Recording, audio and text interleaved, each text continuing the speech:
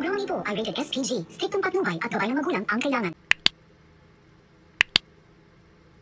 Talaga nga namang hindi nga makikimkim ang mga sikreto dahil malalaman at malalaman talaga ito. Lalo pa ngayon ni Xavier na ang akala nga niya ay ideya nga ni Princess.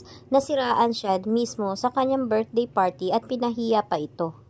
Subalit ay malalaman nga ng binata kung sino nga talaga ang nakapag-isip ng paraan upang sa gayon ay ipalabas nga ang video sa kanyang mismong birthday party. Ito nga talaga ang nais ngang igaway ni Libby nga, nasirain nga umano ang relasyon nga nito ni Princess at itong si Xavier. Dahil sa ay nagsiselos nga siya dito dahil parang napalapit na umano ang kanilang loob sa isa't isa.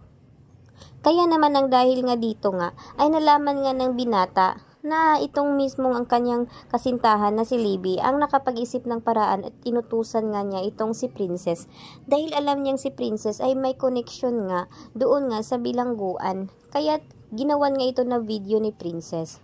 Subalit ay ngayon nalalaman nga ni Xavier ay kinumpronta nga ng binata ang kanyang kasintahan at tinanong niya kung bakit niya ito nagawa sa kanya.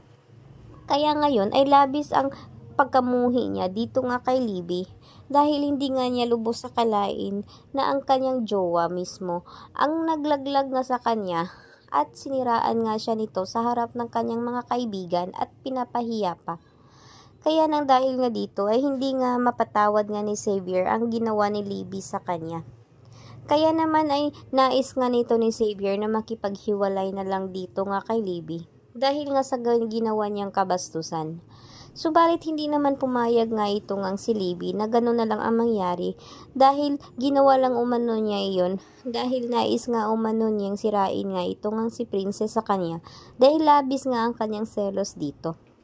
Kung kaya't sinabi naman ni Xavier na hindi niya umano matatanggap ang kanyang lahat na paliwanag dahil lalata naman umano na babagsakin nga niya ito ngang si Princess kaya't ayaw rin niyang mangyari ito dahil alam niyang mabuting tao nga si Princess at wala rin itong kaalam-alam sa kanyang galit dito sa kanyang ina. Kaya naman sa ngayon ay mapapatawad nga ni Xavier itong si Princess, subalit hindi dito sa kanyang kasintahan na si Libby. Kaya mas lalo pang maiinis itong si Libby dahil nga ay nabuking na nga siya.